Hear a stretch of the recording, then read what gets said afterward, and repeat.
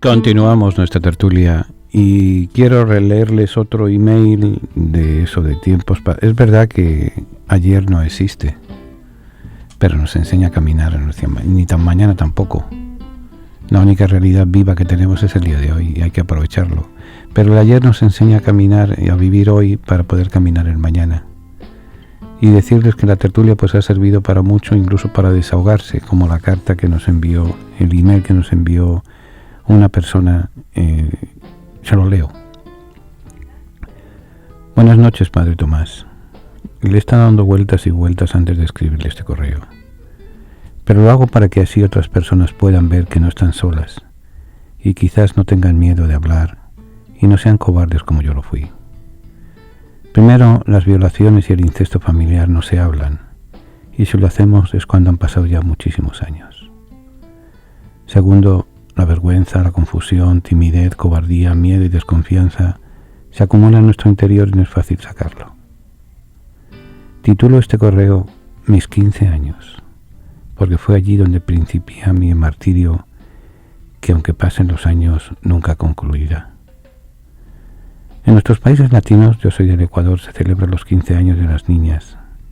Ese día fue extraordinario, una fiesta inmemorial.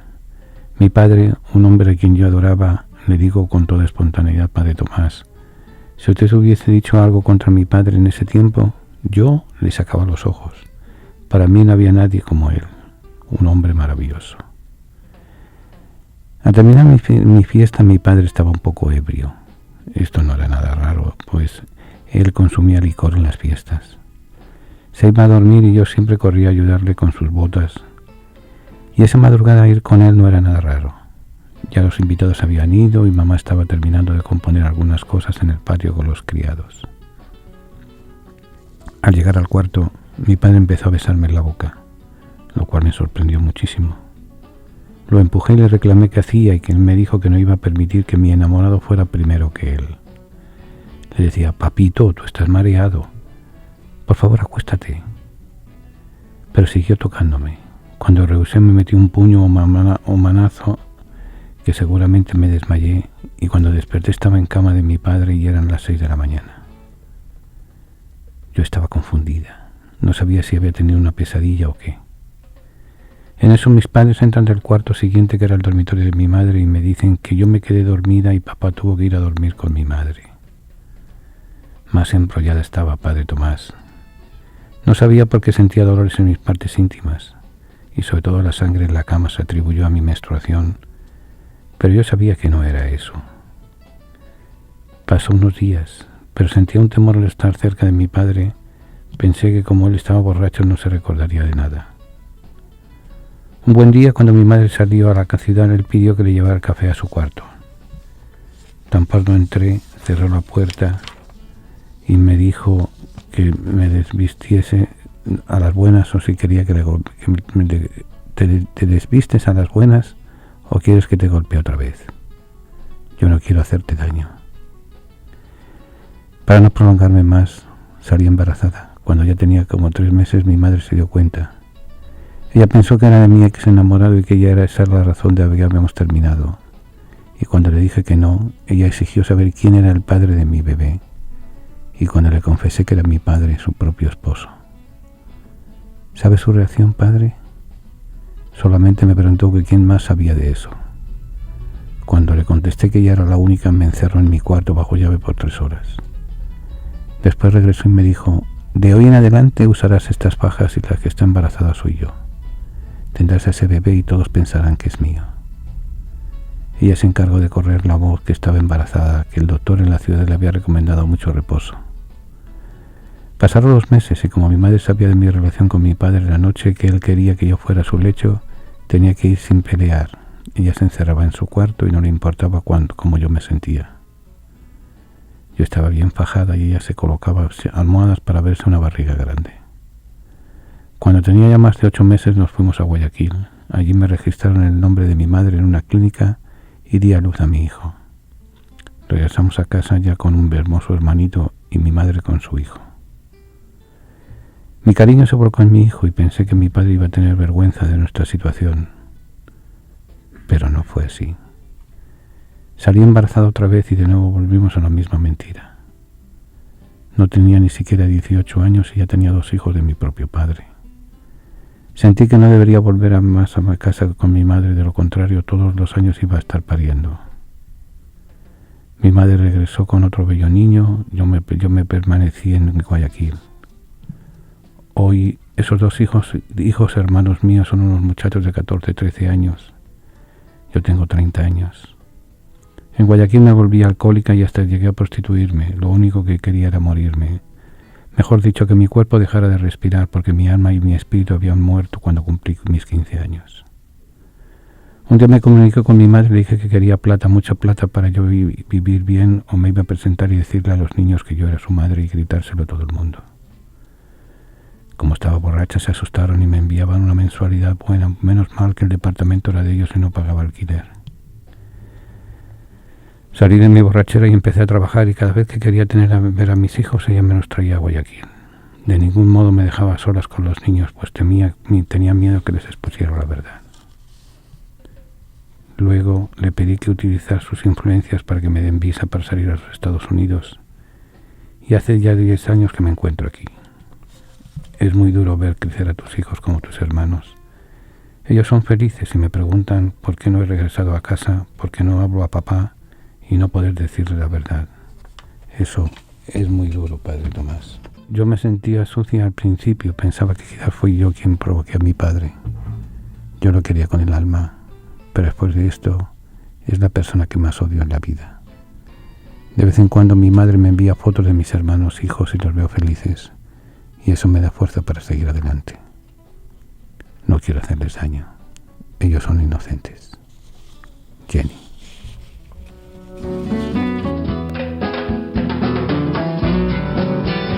La palabra tertulia significa encuentro de amigos que conversan sobre las cosas de la vida, alegrías, penas, esperanzas, tristezas, de todo aquello que nos hace más humanos, porque nada humano le es ajeno al creyente. La tertulia del siglo XXI es eso, un encuentro que llevamos a cabo desde la ciudad de Nueva York, la capital del mundo. Queremos que cada persona que nos escuche se sienta en familia, en grupo, en amistad. Conéctate con nosotros. Para mayor información, favor de comunicarse con las oficinas de Descubriendo el Siglo XXI. Apartado de correos 1170 Nueva York 118, o a nuestro teléfono 212-244-4778. Estamos para servirles y para ayudarles. Y desde la tertulia vamos a seguir compartiendo alegrías y esperanzas, penas y tristezas, porque nada humano nos es ajeno.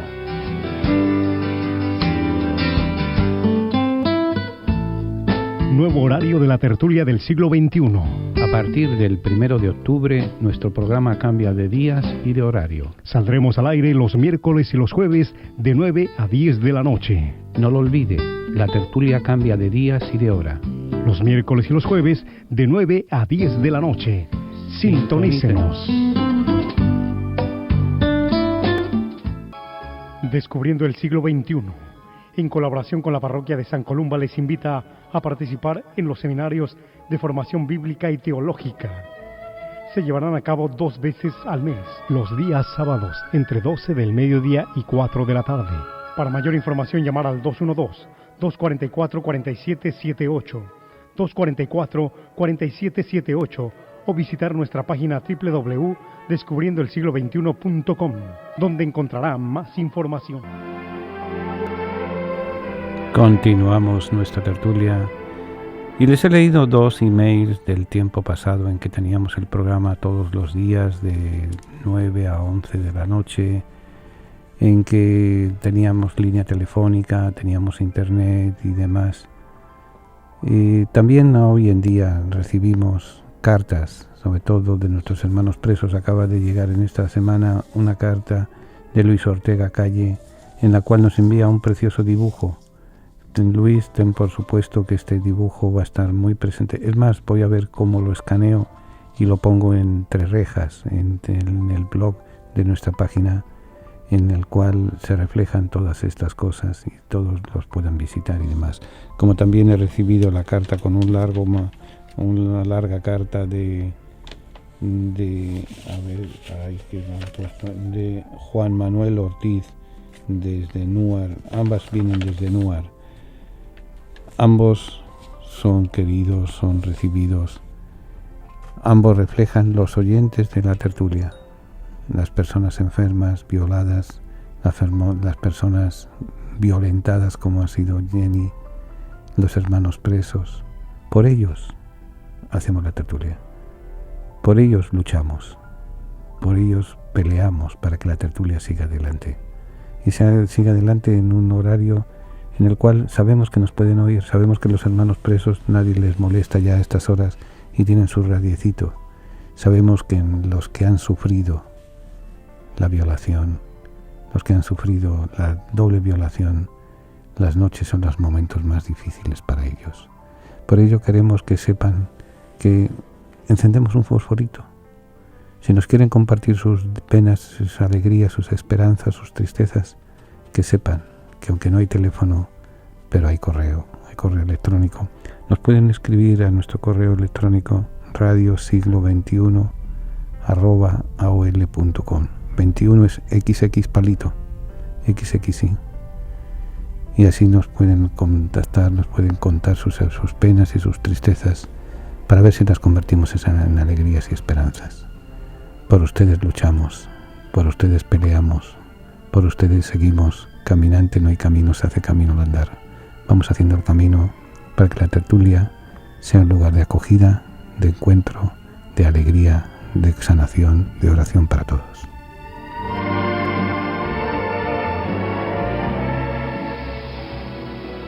Siempre tenemos necesidad de contemplar el misterio de la misericordia. Es fuente de alegría, de serenidad y de paz. Es condición para nuestra salvación. Misericordia es la palabra que revela el misterio de la Santísima Trinidad. Misericordia es el acto último y supremo con el cual Dios viene a nuestro encuentro. Misericordia es la ley fundamental que habita en el corazón de cada persona cuando mira con ojos sinceros al hermano que encuentra en el camino de la vida. Misericordia es la vida que une a Dios y el hombre porque abre el corazón a la esperanza de ser amados para siempre, no obstante el límite de nuestro pecado. Con estas palabras el Papa Francisco convoca a toda la Iglesia con la misericordia del Padre. Viviremos y sentiremos en la Iglesia el amor del Padre, la fraternidad del Hijo, la santidad del Espíritu Santo. Únete a la familia de Descubriendo el Siglo XXI para celebrar la gracia del Señor. Para mayor información, favor de comunicarse con las oficinas de Descubriendo el Siglo XXI, al apartado de correos 1170 Nueva York, 118, o a nuestro teléfono 212-244-4778. Estamos para servirles y para ayudarles. Descubriendo el Siglo XXI, en colaboración con la parroquia de San Columba, les invita a participar en los seminarios de formación bíblica y teológica. Se llevarán a cabo 2 veces al mes, los días sábados, entre 12 del mediodía y 4 de la tarde. Para mayor información, llamar al 212-244-4778, 244-4778, o visitar nuestra página www.descubriendoelsiglo21.com, donde encontrará más información.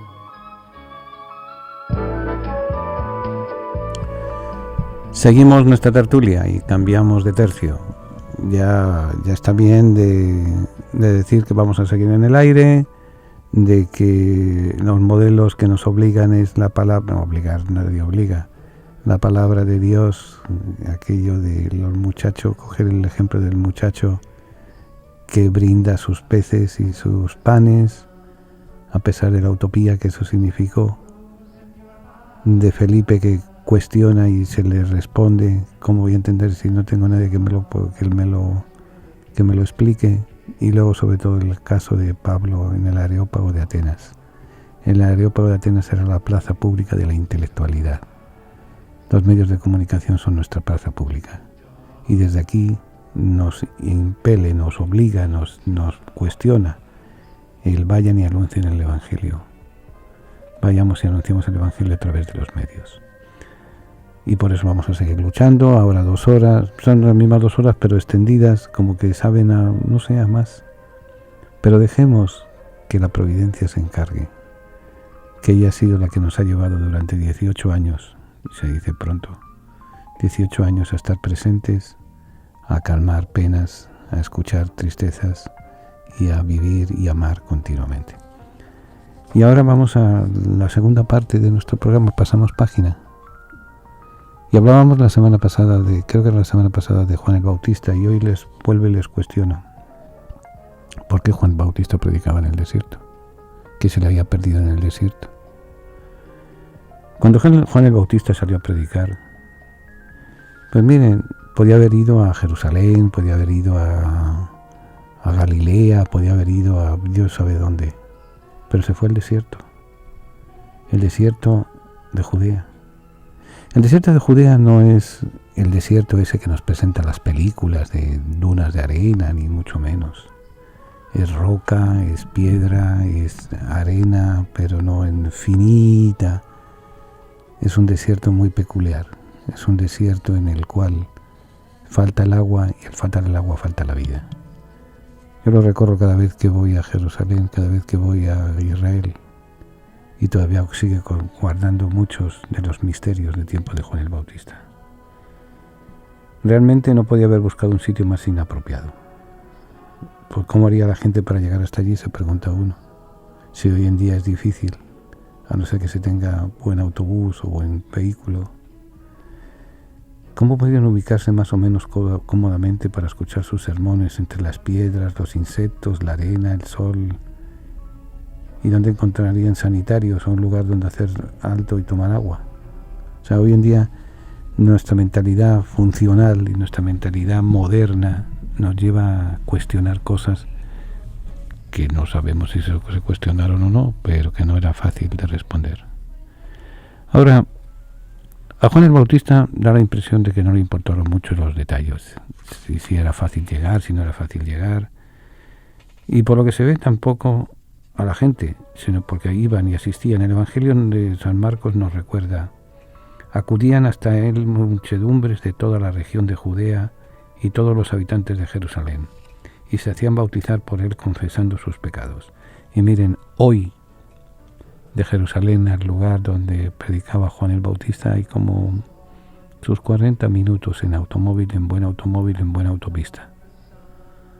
Jerusalén está en lo alto de una montaña, a 1000 metros sobre el nivel del mar, y el sitio donde Juan el Bautista bautizaba está junto al Mar Muerto, a 420 metros bajo el nivel del mar, o sea, 4 por 3, 12.200 pies bajo el nivel del mar. Incómodo como quiera. Juan convirtió el desierto en un hervidero de gente. Gente que llegaba de todas partes para escuchar sus mensajes, confesar sus pecados y sobre todo cambiar de vida. Escucha, confesión y cambio. Ahora, ¿por qué eligió un lugar tan incómodo para dirigirse a su auditorio? En ese sentido, su primo segundo, que era Jesús, fue más práctico. Jesús buscaba las multitudes donde ellas se reunían naturalmente, en las plazas, las calles, el templo, las sinagogas o las casas de familia. No las obligaba a concurrir a ningún lugar complicado. En cambio, Juan, pues sencillamente les complicaba la vida. Pero ¿qué razones tuvo para arrastrar al gentío hasta el desierto y hablarles allí? Si averiguamos dónde exactamente predicaba Juan, quizás podamos resolver el misterio. Hay que acudir al Evangelio. Tanto Mateo como Marcos nos dicen que se había trasladado al desierto. Este no era, como solemos imaginar, una planicie cubierta de arena y dunas en medio de la nada. La palabra hebrea midbar, que traducimos por desierto, indica un lugar deshabitado y sin cultivar, pero que podía tener vegetación, plantas y hasta incluso un río. ¿Cómo así? ¿Cuál era concretamente ese desierto? Mateo nos da la solución: en el desierto de Judea, una región vasta situada al norte del Mar Muerto, justo donde desembocaba el río Jordán. Para nuestra mentalidad puede resultar extraño que el valle de un río sea llamado desierto. Pero hay que tener en cuenta que este último tramo del Jordán, antes de desembocar en el Mar Muerto, es una zona donde no llueve casi nunca. El suelo es infértil y ofrece al visitante un aspecto árido y desolado. Fíjense, incluso Flavio Josefo, el historiador judío del siglo I, que conocía muy bien la geografía de su país, dice que el río Jordán serpentea a lo largo de un buen trecho de desierto. O sea, lo que nos dice la Sagrada Escritura es que el terreno por donde el río Jordán transitaba en sus últimos kilómetros se consideraba un desierto. Hoy en día ese sitio se ubica en una zona que es un campo de minas. Recuerden que toda esa zona pertenecía a Jordania y después de la guerra del 67 fue minado. Y ahora están poco a poco tratando de desminar, pero como quiera es un embrollo. San Marcos confirma el dato cuando dice que la gente iba al desierto a escuchar a Juan y se hacía bautizar por él en el río Jordán. O sea, uniendo Mateo y Marcos, nos unen dos conceptos, desierto y río. Dos escenas que estaban en el mismo escenario donde predicaba y bautizaba Juan. ¿Es posible precisar en qué parte bautizaba exactamente Juan? San Lucas nos da a entender que no tenía un lugar fijo, porque afirma que iba por toda la región del Jordán. Pero San Juan sí nos informa el sitio donde desarrollaba su actividad, en Betania, al otro lado del Jordán. El nombre de Betania significa lugar de las barcas, y se llamaba así por el movimiento de embarcaciones que había en la zona, ya que era uno de los sitios usados por la gente para cruzar de una orilla a otra del río. Pero hay que hacer una aclaración. En tiempo de Jesús había dos Betanias distintas, que no hay que confundirlas. Una cerca del Monte de los Olivos, a 3 kilómetros de Jerusalén. Allí se sitúa la casa del joven Lázaro, a quien Jesús resucitó después de 4 días de muerto, y allí donde vivía con sus hermanas Marta y María. La segunda Betania, donde bautizaba a Juan, quedaba al otro lado del Jordán, como dice Juan en el capítulo 1, y era un pequeño caserío, ubicado no exactamente sobre el río, sino sobre uno de los brazos del río, el llamado Wadi Nimrin, que está a unos 300 metros al este del Jordán y a 15 kilómetros al norte del Mar Muerto, justo a las alturas de Jericó. Había allí abundante agua debido a sus anchos cauces y era una zona amplia y despejada donde Juan podía practicar tranquilamente sus bautizos. A esta Betania huyó Jesús un día cuando tuvo un incidente con los judíos de Jerusalén y quisieron matarlo, ya se sabe cómo, a pedradas. Nos dice Juan capítulo 10, verso 40, entonces Jesús se fue de nuevo al otro lado del Jordán, al lugar donde había estado antes Juan bautizando, y allí se quedó. La palabra tertulia significa encuentro de amigos que conversan sobre las cosas de la vida, alegrías, penas, esperanzas, tristezas, de todo aquello que nos hace más humanos, porque nada humano le es ajeno al creyente. La tertulia del siglo XXI es eso, un encuentro que llevamos a cabo desde la ciudad de Nueva York, la capital del mundo. Queremos que cada persona que nos escuche se sienta en familia, en grupo, en amistad. Conéctate con nosotros. Para mayor información, favor de comunicarse con las oficinas de Descubriendo el Siglo XXI. Apartado de correos 1170 Nueva York 118 o a nuestro teléfono 212-244-4778. Estamos para servirles y para ayudarles. Y desde la tertulia vamos a seguir compartiendo alegrías y esperanzas, penas y tristezas, porque nada humano nos es ajeno.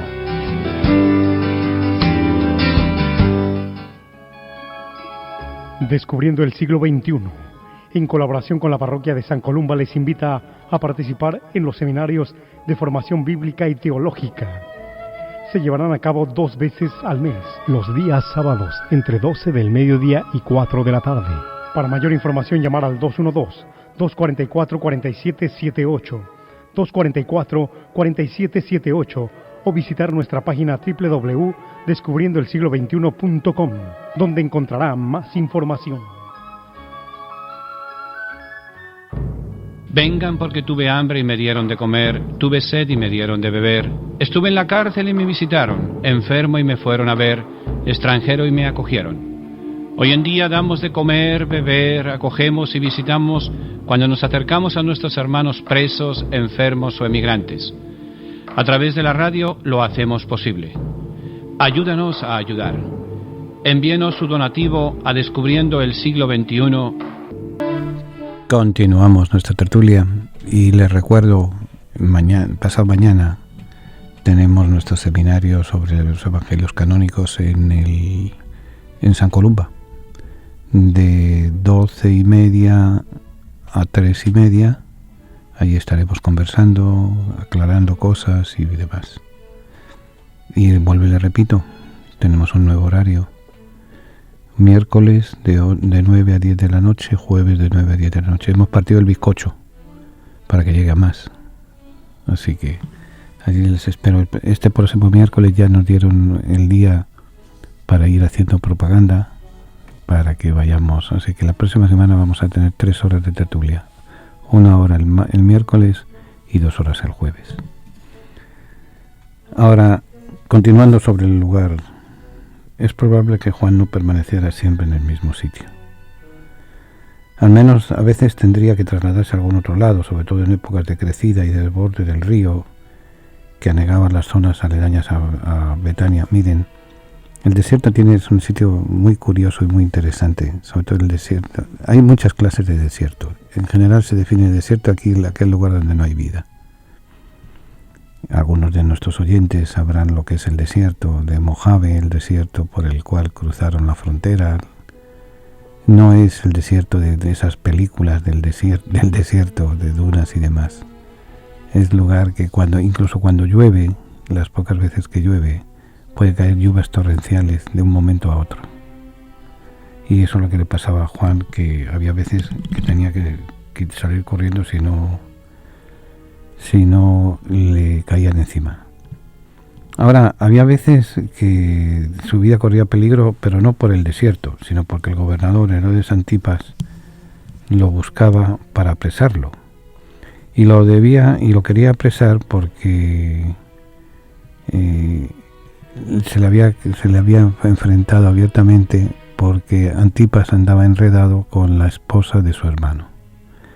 Y entonces Juan huyó hacia una de las ciudades llamada Ainón, capítulo 3, versículo 22. Es una de las ciudades paganas, una ciudad de la Decápolis, que está a unos 60 kilómetros más al norte, siempre en la orilla oriental del Jordán. Ahora, podríamos decir que el 90% de la actividad principal de Juan Evangelista, de Juan el Bautista, porque hay que tener en cuenta hay 2 Juanes, Juan el Bautista y Juan el Evangelista.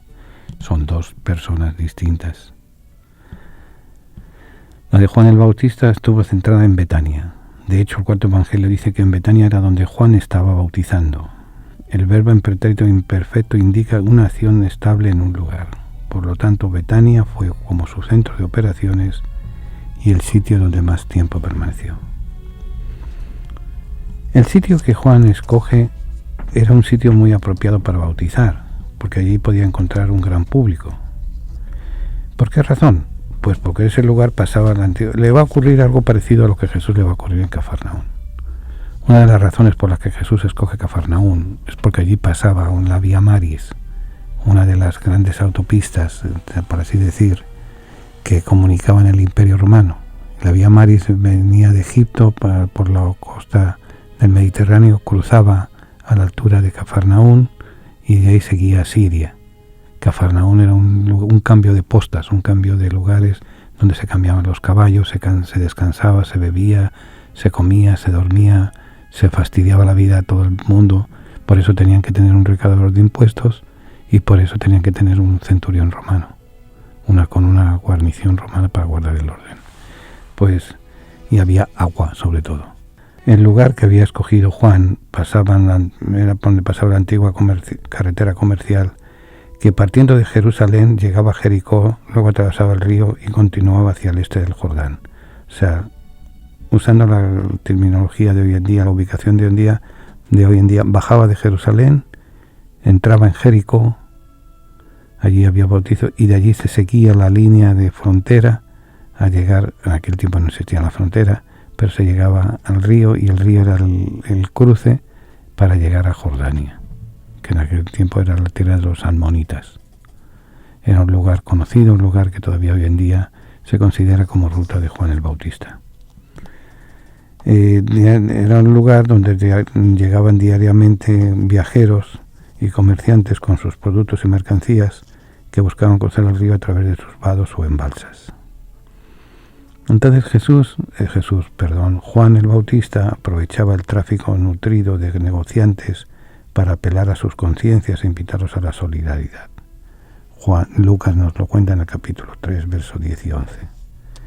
También allí, por ser el límite internacional del país, había cobradores de impuestos y aduanas, a los que Juan aconsejaba no exigir dinero de más. Y no faltaban los soldados que vigilaban la frontera, a quienes los exhortaba a no enriquecerse ilícitamente en sus acciones militares. Era un puesto fronterizo para la tierra de los amonitas, en el cual Juan se supo ubicar perfectamente. Muchos judíos que pasaban por la zona no querían escucharlo, diciendo que ellos, por ser descendientes de Abraham, es decir, judíos, ya estaban salvados. Pero Juan, señalando las piedras que había alrededor, les contestaba: raza de víboras, conviértanse, no anden diciendo somos hijos de Abraham, porque les aseguro que Dios puede sacar de estas piedras hijos de Abraham. Ni siquiera el propio gobernador de la región se salvó de las críticas del Bautista. Un día que lo vio pasar por allí con su pomposa caravana camino al palacio de vacaciones de Maqueronte, le censuró públicamente su indecente matrimonio con la mujer de su hermano. O sea, para que nos ubiquemos hoy en día donde predicaba Juan el Bautista, en Jericó, pero a la salida de Jericó, en uno de los vados del río Jordán que queda cerca. Jericó es una zona que se cree que es la ciudad amurallada más antigua del mundo, cerca de 7.000 años de antigüedad. Pero en mitad del desierto es una zona donde hay agua, es un oasis.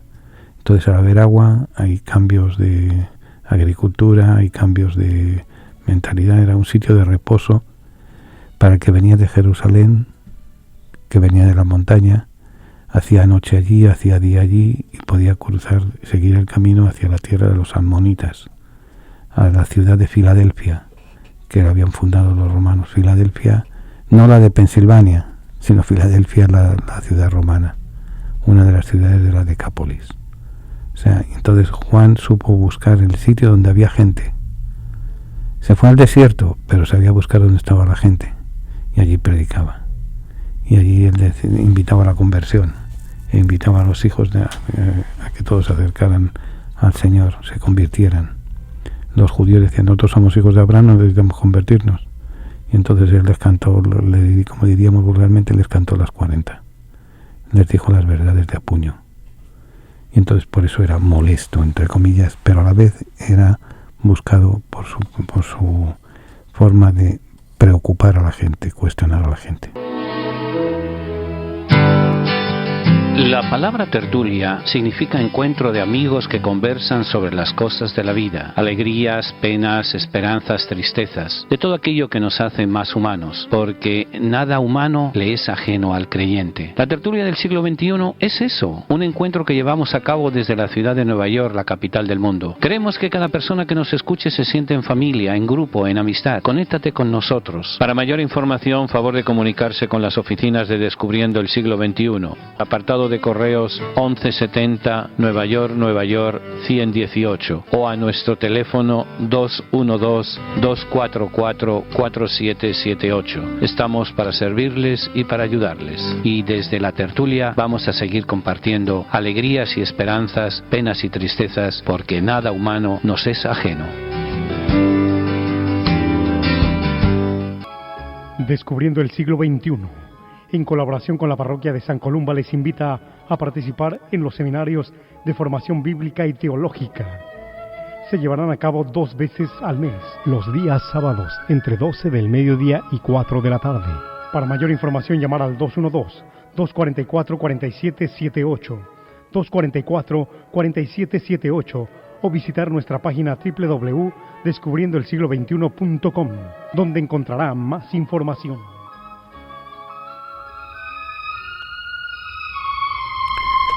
Continuamos nuestra tertulia. Y ahora la pregunta la pregunta de los 50 centavos. ¿Por qué Juan eligió ese lugar? Por las posibilidades que allí tenía de llegar a un amplio público. Ciertamente que no lo escogió por eso. Si se hubiera tratado solo de eso, podía haberse instalado en la orilla occidental del río, donde además de predicar habría estado más protegido de la hostilidad de Herodes Antipas y habría podido salvar su vida. A él le importaba la vida a un divino, le importaba un centavo, no se preocupaba por ella. Además, del lado occidental del río habría encontrado más gente a la cual dirigir su mensaje, ya sea en los atrios del templo, en las calles de Jerusalén o en las plazas de cualquier ciudad de Judea. Podríamos decir que Juan no se instaló al este del Jordán por el numeroso público que había. Entonces, ¿por qué? ¿Por la abundancia de agua en la zona? Tampoco eso le preocupó a Juan cuando escogió el sitio. De haber sido ese su interés, el lago de Galilea le habría resultado más propicio, o la misma Jerusalén, o incluso dentro de la ciudad de Jericó. Podía haber hallado varios baños públicos donde la tarea de bautizar hubiera sido menos agotadora que en mitad del caluroso desierto.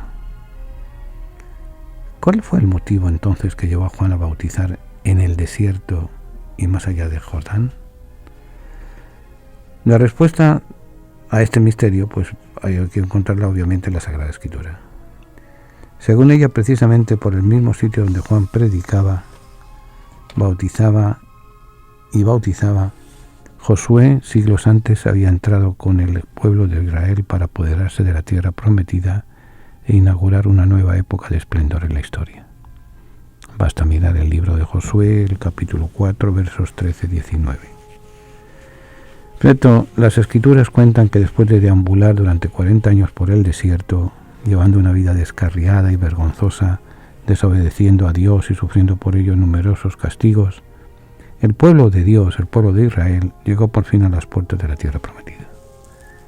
El lugar donde se instaló antes de entrar fue precisamente la margen oriental del río Jordán, donde ahora estaba Juan Bautista predicando. Allí Moisés, viendo que la marcha por el desierto había llegado a su fin, dirigió una serie de discursos a los israelitas. En ellos les expuso 4 ideas fundamentales. Primero, les recordó los pecados de su vida pasada y cómo habían desobedecido a Dios durante todos esos años. Por eso fue la razón por la que habían andado errantes y sin rumbo fijo a través del desierto. Capítulo 1 al 3 del libro del Deuteronomio. Le dijo igualmente que ahora tenían la posibilidad de convertirse, de cambiar de conducta y empezar una vida nueva cumpliendo los mandamientos divinos. Deuteronomio 5 al 30. En tercer lugar, les advertía que si no se convertían, no iban a permanecer mucho tiempo en la nueva tierra a la que estaban por entrar. Y en cuarto lugar, les anunció la llegada de un gran profeta que vendría después de él para ayudarlos a cumplir la ley de Dios. Eso es el mensaje de Moisés a su pueblo. Repito, recordarles los pecados de la vida pasada. Ahora tenían la posibilidad de convertirse, cambiar de conducta. Advirtió que si no se convertían no iban a permanecer mucho tiempo en la nueva tierra. Y tercero, les anuncia la llegada de un gran profeta.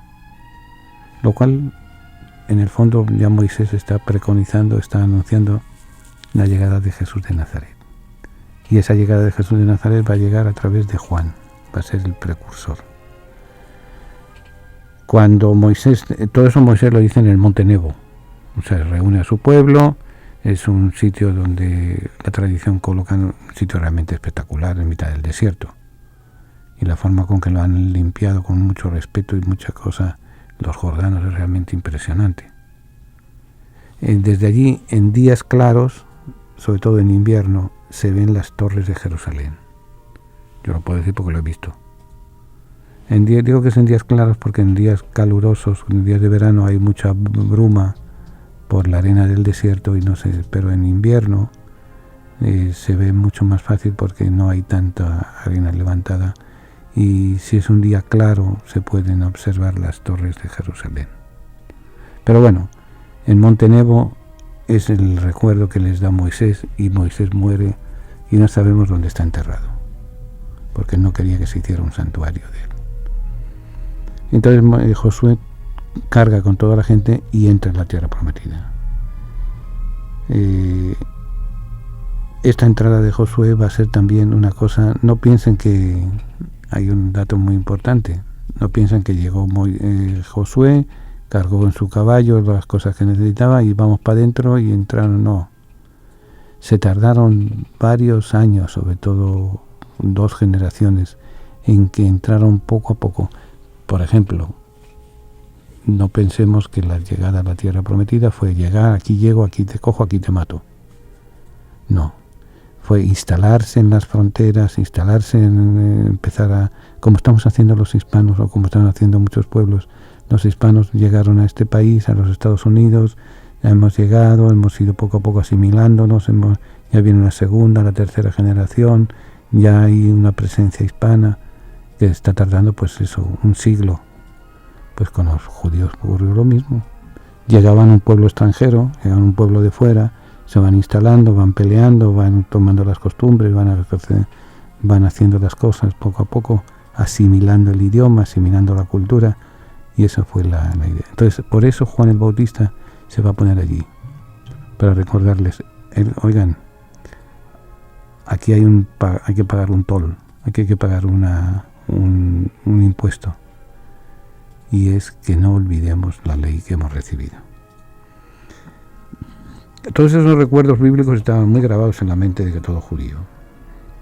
Hasta esa travesía del desierto, en los mensajes de Moisés, en la conducción de Josué, que poco a poco fue asimilando la tierra. Hasta el punto, en tiempo de Jesús, las ideas del desierto y de cruzar el río Jordán evocaban casi de forma inmediata los episodios de Josué. Se identifica desierto, Judá, igual a Josué, que fue el que les introduce en la tierra. Ahora bien, cuando siglos más tarde Juan el Bautista salió a predicar, eligió a propósito como lugar de operaciones el mismo sitio por donde Josué había cruzado el río Jordán. ¿Por qué? Porque el cruce del Jordán significó un cambio en la vida del pueblo. Después de andar nómada, dando vueltas por aquí y por allá, eso fue un entrar ya al final de... Es una nueva etapa en su vida. Por eso el bautizo de Juan es una nueva etapa en la vida. Con esto Juan lo que va haciendo, va a salir a predicar, elige el sitio y así transportando a la gente hasta el marco geográfico de los antiguos recuerdos, el profeta pretendía simbólicamente colocar de nuevo a sus oyentes en aquella primitiva situación histórica. O sea, era recordarles por qué salimos de Egipto. ¿Cuál fue la razón de la salida de Egipto? De dejar de ser un reguero de gente a convertirnos en un pueblo. Y de convertirnos en un pueblo a conquistar una tierra. Pero todo eso, las leyes humanas llevan su tiempo. Eso no es que aquí te quito, aquí te cojo, aquí te mato. Aquí te quitas la camisa, hoy eres seguidor de Egipto, mañana eres seguidor de Yahvé, pasado eres seguidor de los cananeos. No. La vida tiene unos procesos, tiene unas limitaciones. El ser humano va poco a poco asimilando y va poco a poco creciendo. Juan está jugando con una memoria, él presupone, y ya por tanto tiene mitad del camino recorrido. Estaba diciendo a los judíos que en tiempos de Josué, sus antepasados habían cruzado ese mismo río y por ese mismo punto, llenos de ilusión y buscando la felicidad de una nueva vida. Vida que nunca pudieron conseguir porque una vez instalados en la nueva tierra, habían vuelto a descarriarse, habían vuelto a pecar contra Dios. Pero las cosas no tenían por qué seguir así. Era el turno de ellos, era su turno. Y Dios les daba una segunda oportunidad. Allí estaban otra vez en el desierto, en el mismo sitio que Josué, más allá del Jordán, listos para repetir la antigua gesta y entrar en la salvación que seguía al alcance de todos. Era como si Juan hiciera retroceder el tiempo y permitiera a su auditorio volver a ubicarse en la etapa anterior a la conquista de la tierra prometida. Y eso era lo que producía la gente. O sea, resumiendo, Juan juega con la memoria histórica. Quiere recordarles al pueblo de Dios, eso, a aquellos miembros del pueblo de Dios, eso.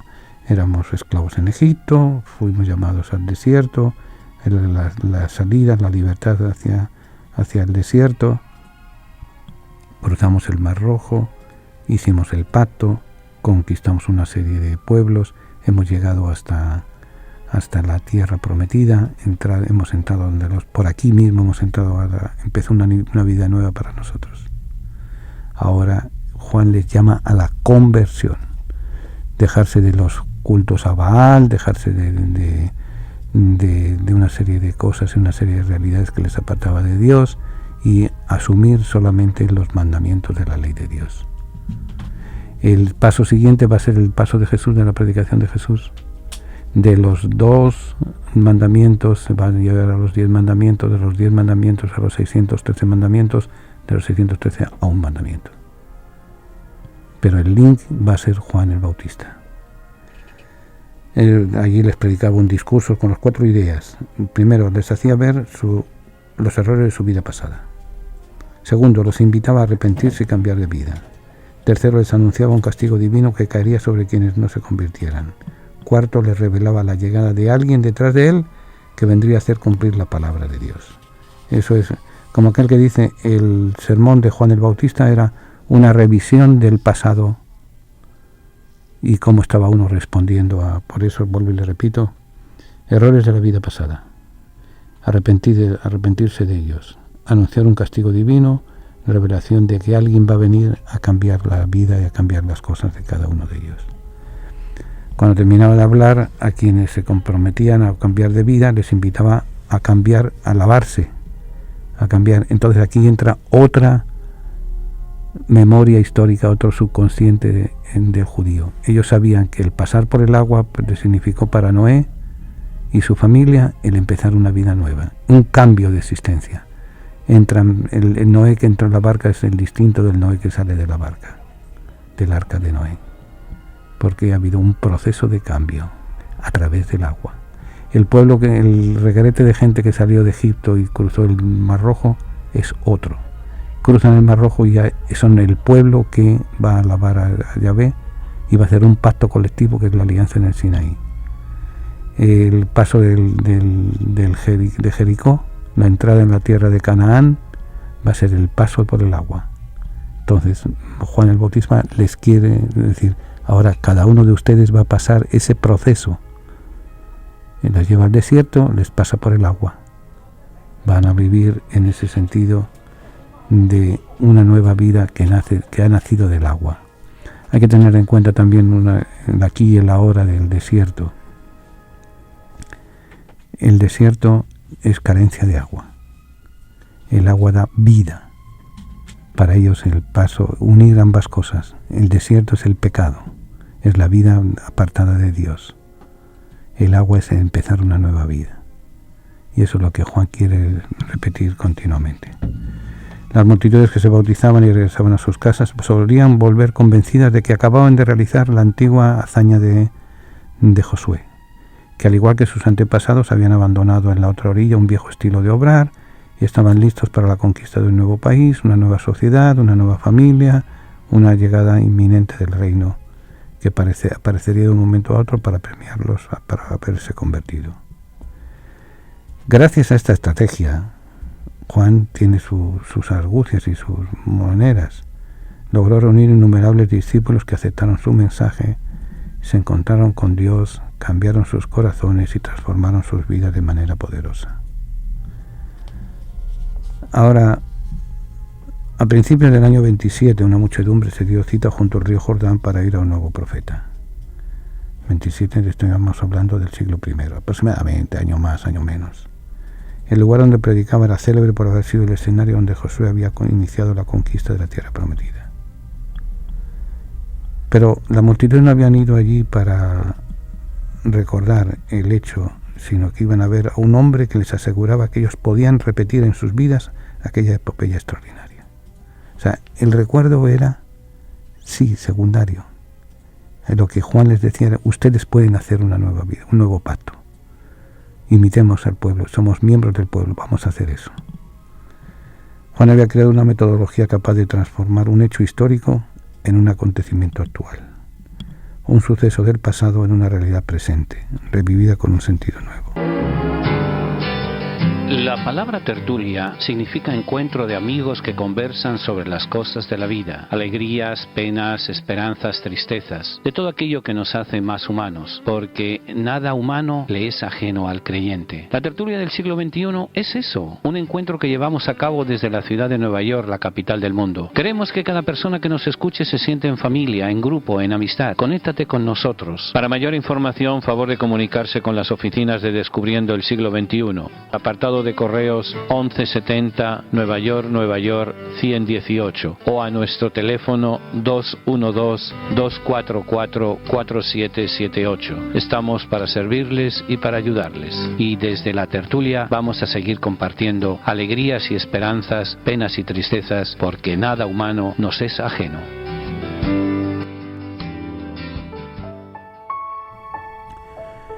Vamos concluyendo y vamos cerrando el capítulo. Juan el Bautista escoge las cosas con premeditación y alevosía. El desierto está muy presente en la vida del pueblo de Dios. Y él quiere recordar y revivir las circunstancias que ellos significaron. Por eso lleva al desierto. Por eso los padres de la espiritualidad van a llevar al desierto. Por eso la vida monástica que después se va a desarrollar de los monjes es ir al desierto. Porque el desierto es sobrevivir y encontrar a Dios. Y va a tener una agenda de preparación, de respuesta y de esperanza. Es una de las razones que trae la ida al desierto, es precisamente un sentido de esperanza. Un caminar en el desierto es caminar no a ninguna parte, sino caminar al encuentro con uno mismo y al encuentro con Dios, y purificándose a través del agua. Desierto, agua, camino, son todo lo que nos va a ir recordando Juan el Bautista. Todos podemos vivir también en nuestro desierto.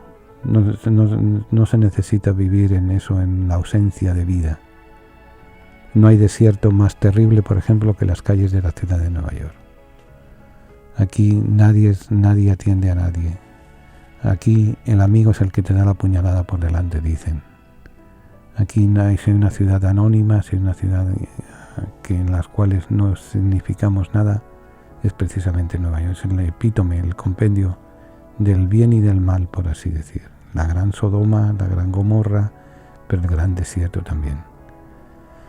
Juan el Bautista nos recuerda, de allí donde nacimos, allí viviremos y allí nos va a marcar para siempre.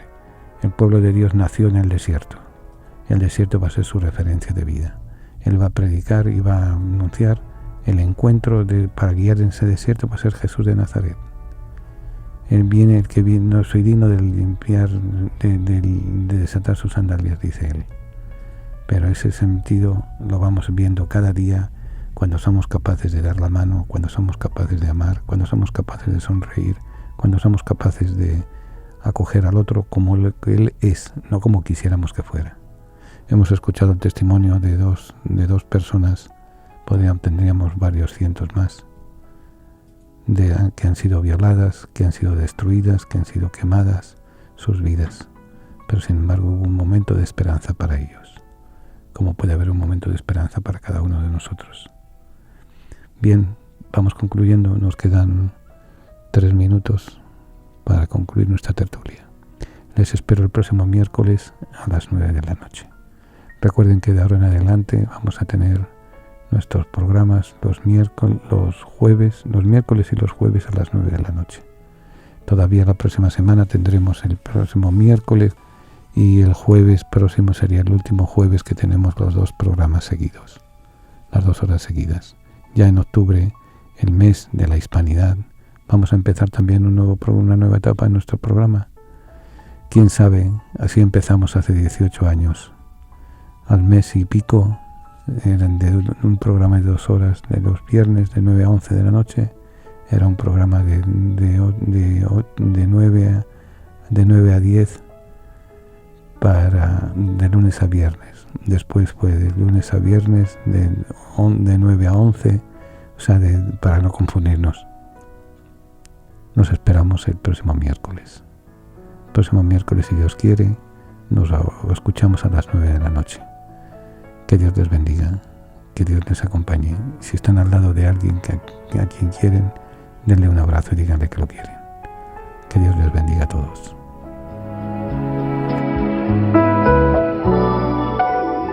Padre nuestro que estás en las flores, en el canto de los pájaros, en el corazón latiendo, que estás en el amor, la compasión, la paciencia y en el gesto del perdón. Padre nuestro que estás en mí, en mi familia, en mis amigos y amigas, que estás en ese que yo amo, en ese que me hiere, en aquel que busca la verdad. Santificado sea tu nombre, adorado y glorificado por todo lo que es bello, bueno, justo, honesto, de buen nombre y misericordioso. Venga a nosotros tu reino de paz y justicia, fe, luz, amor. Sé el centro de mi vida, de mi hogar, de mi familia, de mi trabajo, de mi estudio. Hágase tu voluntad, aunque mis ruegos reproducen a veces más mi orgullo, mi ego, que mis necesidades reales. Perdóname todas mis ofensas, mis errores, mis faltas, mis pecados y ofensas contra ti, contra mí mismo y contra los que me rodean. Perdona cuando se vuelve frío mi corazón. Perdóname, así como yo con tu ayuda perdono a aquellos que me ofenden, incluso cuando mi corazón está herido. No me dejes caer en las tentaciones de los errores, de los vicios, de la crítica, el juicio, el chisme, la envidia, la soberbia, la destrucción y el egoísmo. Y líbrame de todo mal, de toda violencia, de todo infortunio, de toda enfermedad. Líbrame de todo dolor, de toda tristeza, angustia y de toda desilusión. Pero aún si de tales dificultades ves que son necesarias en mi vida, que yo tenga la fuerza y el coraje de decir: gracias, Padre, Señor del Rey del Universo, por esta lección. Que así sea. Amén. Señor, nuestros hermanos a los que tú amas están encarcelados. Ten compasión de todos los presos y socórrelos. Si es posible, que sea llevadero para ellos este cáliz. Pero no se haga nuestra voluntad sino la tuya. Haznos sensibles a las necesidades de nuestros hermanos encarcelados y haznos comprensivos con sus limitaciones. Ayúdanos a hacerle más llevadera la sentencia. Señor, a los que amas están encarcelados. Toda su familia está también sufriendo. Haz que nunca pierdan la confianza y la esperanza en ti. Amén. Hasta el próximo jueves, si Dios quiere. Que Dios les bendiga.